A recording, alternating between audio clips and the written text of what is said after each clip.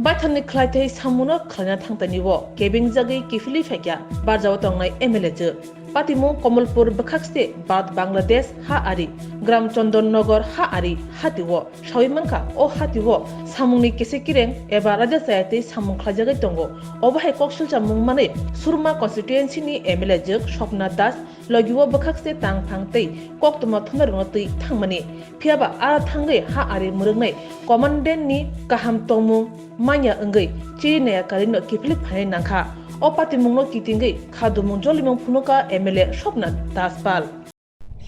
আমার এই সুরমা বিধানসভায় যে 105 নং ব্যাটালিয়ন রয়েছেন BSF এর কর্মরত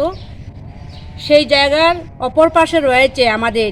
যে সুরমা বিধানসভায় যে বর্ডার হাটটা হচ্ছে সেই বর্ডার হাটের কাজ চলছে সেই বর্ডার হাটের কাজ দীর্ঘদিন ধরে চলছে কাজ খুব ত্বরান্বিত চলছে গত কয়েক মাস আগে আমাদের যে কেডিসির যে চেয়ারম্যান উনি এসেছিলেন সঙ্গে আমি বিধায়ক হিসেবে ছিলাম ওই এলাকার প্রধান উপপ্রধান সহ এই এলাকা গ্রামবাসী সহ আমরা সেই বর্ডারহাট পরিদর্শন করেছিলাম সঙ্গে আমাদের যারা এই কমলপুর মহকুমা আমাদের সাংবাদিক ভাইগণ ছিলেন ওনারাও সঙ্গে ছিলেন মাননীয় SDM মহোদয় ছিলেন অন্যান্য বিডিও ছিলেন অন্যান্য আধিকারিকগণ ছিলেন কিন্তু সেই বর্ডারহাটের যে দুর্গাপূজার আগে সেই বর্ডারহাট চালু করার কথা ছিল মাননীয় যিনি কন্ট্রাক্টর উনি বলেছিলেন যে দুর্গাপূজার আগে সেই বর্ডারহাট চালু করা হবে কিন্তু আজকে দুর্গাপূজা চলে গেল আজকে বেশ কয়েকটা মাস হয়ে গেল তারপর যখন আমরা আজকে আসলাম যে এই বর্ডারহাটের কাজ কিভাবে চলছে আর এই বর্ডারহাটের কাজে কিন্তু সম্পূর্ণ দুর্নীতি হচ্ছে যে জায়গাতে ইট রড সিমেন্ট দিয়ে পিলার তৈরি করার কথা সেই জায়গাতে আমাদের কাছে খবর রয়েছে সেই কারণে নাকি ইট বালু দিয়ে পিলার তৈরি করা হচ্ছে যখন সাধারণ পাবলিক ওই এলাকার যারা আমার কাছে অভিযোগ করেছিল সেই সময় আমি এই যে মহোদয়কে বললাম যে আমি বর্ডারহাট পরিদর্শনে যাব আপনি আমার বর্ডারহাট যাওয়ার জন্য আপনি BSF এর সঙ্গে যোগাযোগ করুন তো BSF এর সঙ্গে যোগাযোগ করেছেন মাননীয় SDM মহোদয় আমি সাংবাদিকের কথা বলছি সাংবাদিকের জন্য আমাদের মাননীয় মহোদয় পারমিশন দিয়েছেন কিন্তু আজকে যখন বর্ডারহাটে আসলাম সেই সময় ওনারা বললেন যে আমি একা যাব কোনো সাংবাদিক সাথে নেওয়া যাবে না তো সেইটা তো আমি ভাবছি এই এলাকার আমি এসে ভাবতে পারলাম যে এই এলাকার যিনি কমান্ডেন্ট রয়েছেন তিনি গণতন্ত্রের যে চতুর্থ স্তম্ভ সেই চতুর্থ স্তম্ভকে উনি মানতে নারাজ তার জন্য আমি আজকে এই বর্ডার হাট থেকে আমি আজকে ঘুরে যাব এবং সেই বর্ডার হাট আজকে আমি পরিদর্শন করব না আমি উপরের আমাদের যে মাননীয় আমাদের রাজ্যের যিনি মন্ত্রী রয়েছেন আমাদের মাননীয় মুখ্যমন্ত্রী মহোদয় রয়েছেন আমাদের রাজ্যের IG DIG রয়েছেন ওনাদের সঙ্গে পরামর্শক্রমে পরবর্তী সময় আমার বর্ডার হাট আমি পরিদর্শন করতে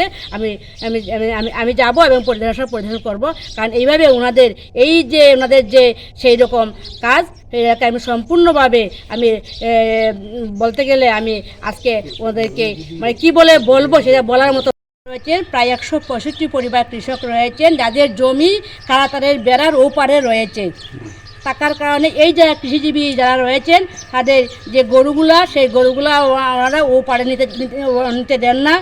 এবার ওই এলাকাতে যারা কৃষি ফসল করেন ওনারা গরু তো ওনারা নিতেই দেন না তারপর যারা হাতে যে ফসলগুলো তারা তৈরি করেন সেই ফসলটুকু পর্যন্ত তারা আমাদের যে কৃষক ভাইরা রয়েছেন এই এলাকার তারা এই পারে সেগুলো আনা সম্ভব হয় না কারণ বাংলাদেশ থেকে প্রতিদিন হাজার হাজার গরু আসছে এই আমাদের ইন্ডিয়ার ভিতরে আমাদের কারাতারের ভিতরে যে জায়গা রয়েছে আমাদের কৃষক ভাইদের সেই জমির ফসল ওরা কেটে নিয়ে যাচ্ছে সেই ফসল ওদের গরু দিয়ে খাওয়ানো হচ্ছে গাছ কেটে নিয়ে যাচ্ছে বাঁশ কেটে নিয়ে যাচ্ছে সেই রকম অভিযোগগুলো BSF এর কাছে বারবার বলা হচ্ছে কিন্তু বলা হওয়ার পরেও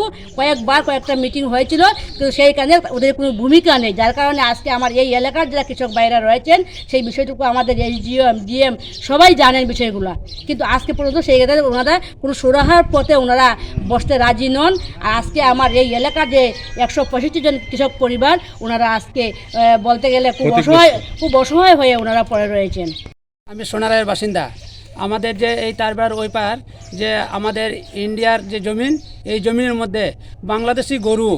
প্রচুর পরিমাণ আমরা ক্ষতি করছে আমরা এটা নিয়ে কয়েকবার আমরা মিটিংয়ে অ্যাটেন্ড করছি আমাদের ক্যাম্পের সাহেবের সাথে কিন্তু আমাদের এই সমস্যা শেষ হয় না শুধু গরু না আমাদের এখানে যে গাছ দেখছেন গাছ বাঁশ সব কিছু বাংলাদেশের লোক কাটতে নিয়ে যায় এটা নিয়ে আমরা কতবার অভিযোগ করছি এই অভিযোগের কোনো নির্মূল আমরা পাচ্ছি না তারপরেও আমাদের যে এখানে কৃষক, এই কৃষকের যে গরু বাছুর তা নিতে পারে না। আর বাংলাদেশের গরু এখানে মেলার মতন ঘোরাফেরা করছে। আমরা ধান যদি কাটিয়ে রাখি তাহলে এই ধানগুলো এই গরু নষ্ট করে, কিন্তু বিএসএফ এর কোনো প্রতিবাদ করে না।